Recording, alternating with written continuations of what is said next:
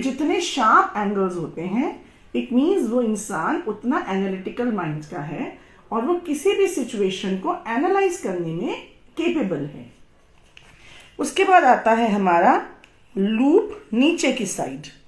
तो जिनका ये लूप नीचे की साइड आता है लोअर जोन में, जिनका ये लोअर जोन में लूप आता है, देखिए हम अपनी हैंडराइटिंग को 3 पार्ट्स में डिवाइड करते हैं।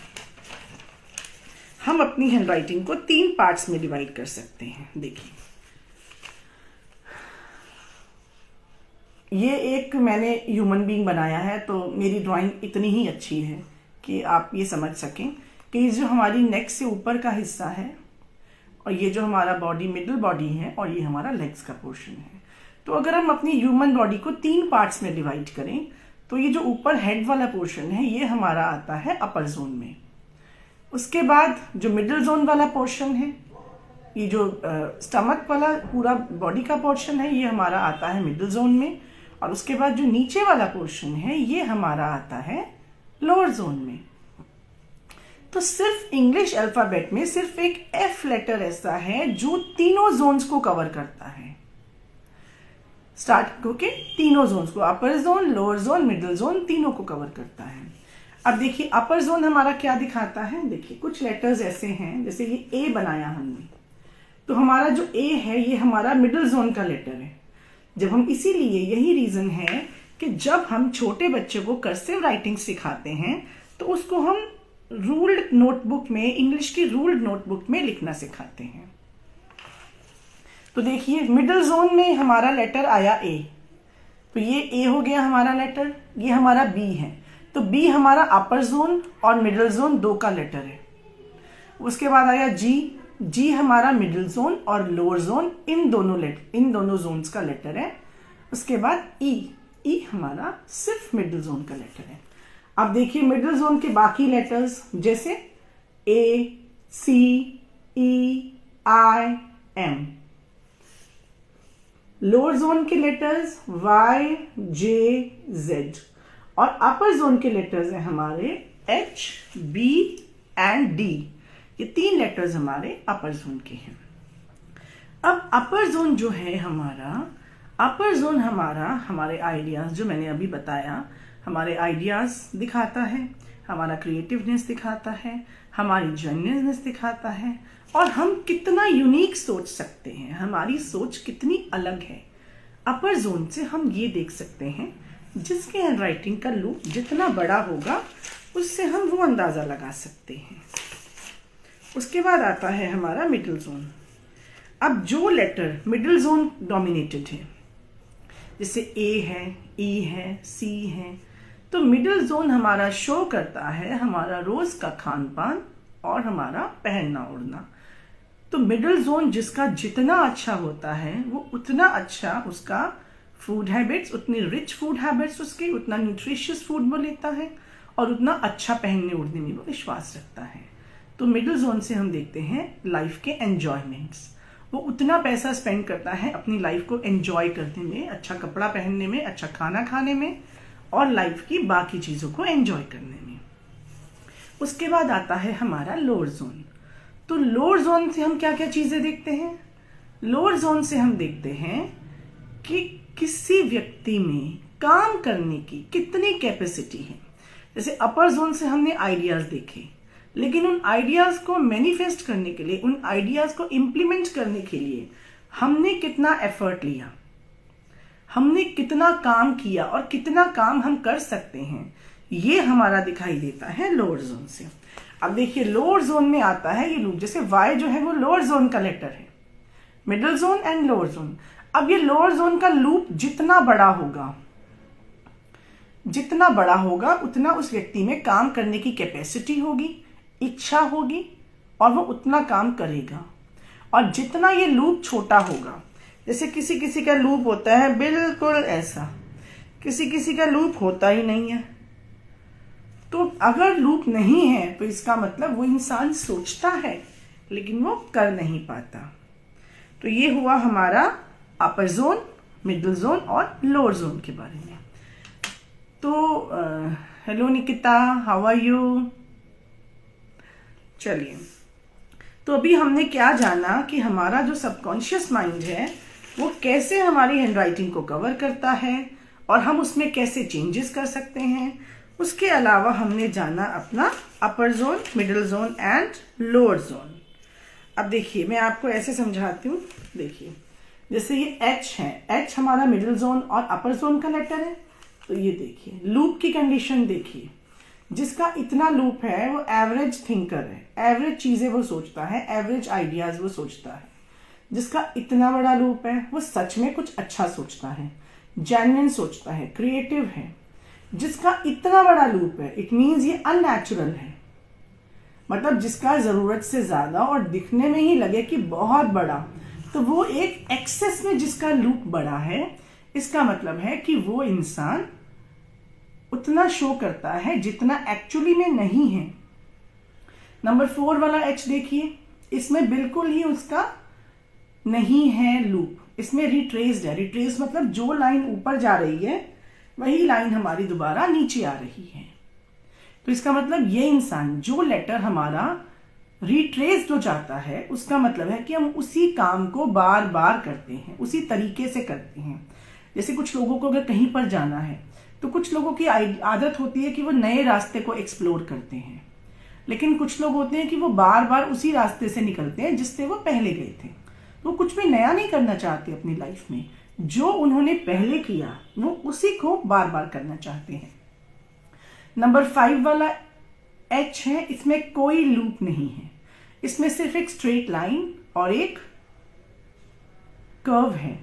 तो जब ऐसा H कोई बनाता है तो इसका मतलब है वो इंसान बिल्कुल किसी भी काम में टाइम वेस्ट नहीं करता और एकदम से टू द पॉइंट बात पर वो आ जाता है।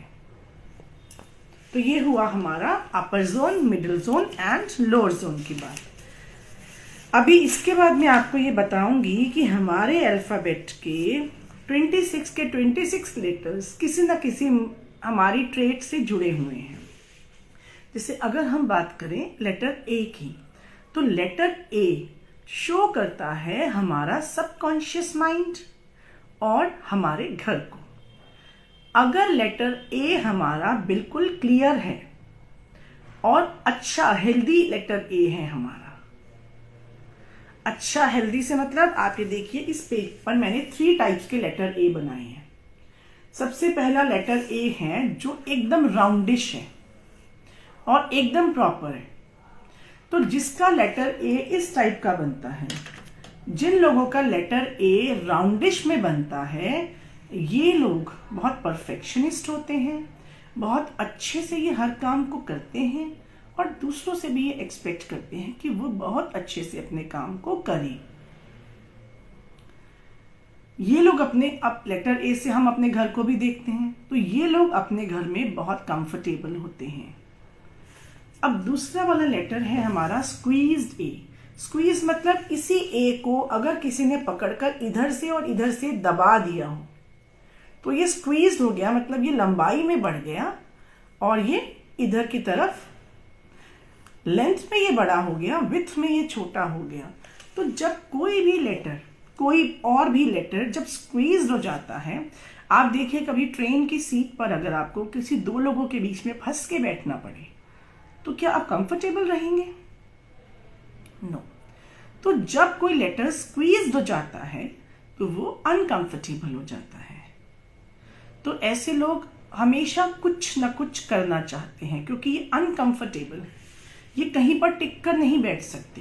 ये लोग हमेशा कुछ ना कुछ परफॉर्म करने के चक्कर में रहते हैं, हमेशा इनको रहता है कि हम कुछ परफॉर्म करें, कुछ नया करें। तो ये वो लोग हैं जो एक जगह टिक के नहीं बैठ सकते। हमारे आसपास बहुत सारे लोग होते हैं ऐसे जो एक जगह टिक के नहीं बैठते, वो हमेशा कुछ ना कुछ करते रहते हैं। तो ये ऐसे लोग होते हैं। अब ये थर्ड वाला A है स्ट्रेच्ड A। देखिए ये लंबाई में कम है, लेंथ में कम है और विड्थ में ज्यादा है, तो ये स्ट्रेच हो गया। स्ट्रेच कब होता है कोई बंदा, कोई इंसान स्ट्रेच तब होता है जब वो एक कंफर्टेबल पोजीशन में होता है। कंफर्टेबल पोजीशन में जब हम होते हैं, जब हम रिलैक्सिंग मूड में होते हैं, तो हम आराम से सोफे पे बैठ के टीवी देखते हैं, स्ट्रेच करते हैं अपनी बॉडी को। तो जब किसी का कोई भी लेटर स्ट्रेच होता है तो इसका मतलब वो बहुत कंफर्टेबल मूड में हैं, और ये वो लोग हैं जो बैठ के एक जगह पर 2 घंटा टीवी देख सकते हैं बिना परेशान किए किसी को और बिना परेशान हुए खुद।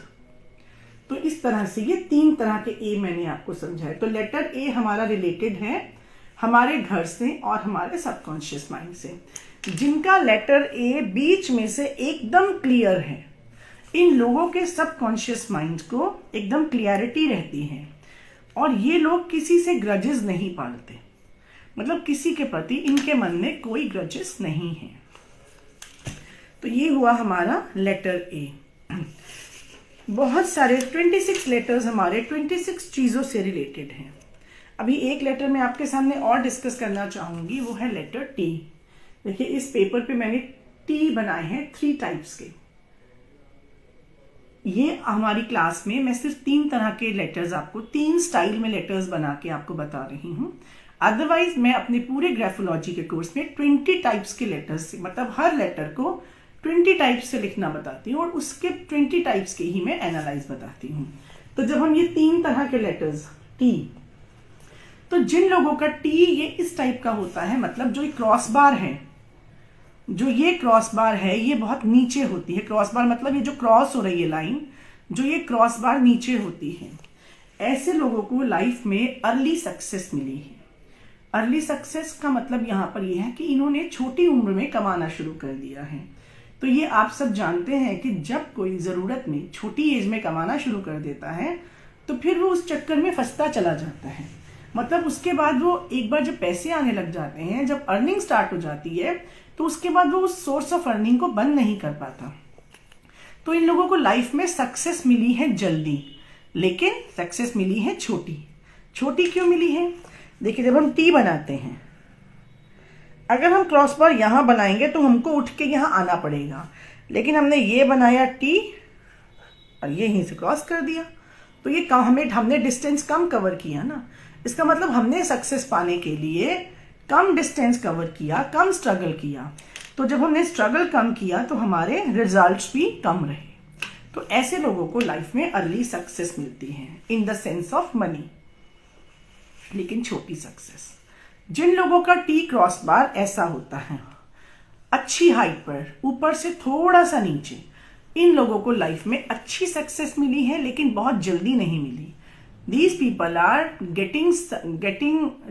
are earning a good amount of money. तो बहुत जल्दी इन्होंने कमाना शुरू नहीं किया। एक एज पर आकर they have started earning, और एक एज पर आकर उनको सक्सेस मिली है और इन्होंने अच्छा अर्न किया है।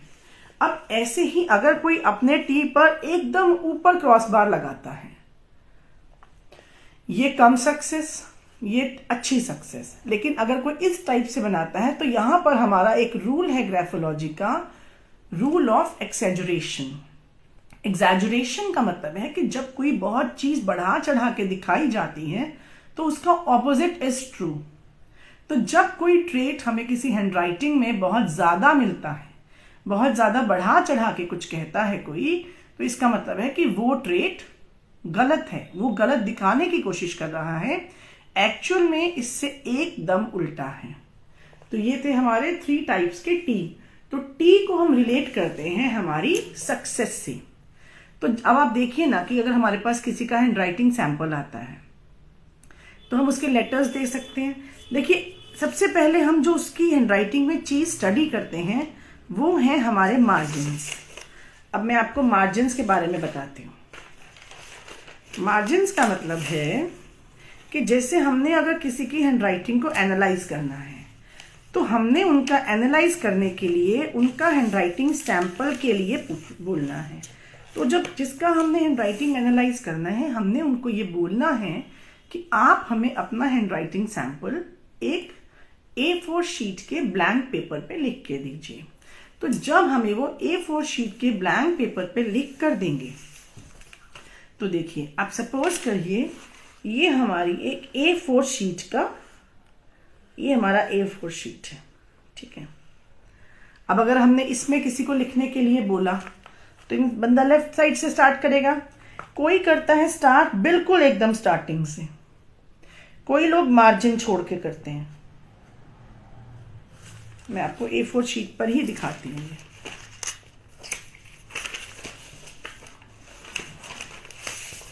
देखिए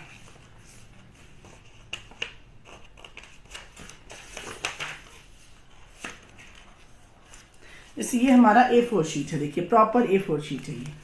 हमने किसी को हैंडराइटिंग सैंपल के लिए बोला। अब हैंडराइटिंग सैंपल के लिए उन्होंने लिखना स्टार्ट किया। कुछ लोग पेपर का ऊपर वाला पोर्शन थोड़ा सा छोड़ के लिखते हैं, कुछ लोग लिखना स्टार्ट करते हैं, ऊपर का पोर्शन थोड़ा सा छोड़ के लिखते हैं, कुछ लोग लिखना स्टार्ट करते हैं एकदम ऊपर से। तो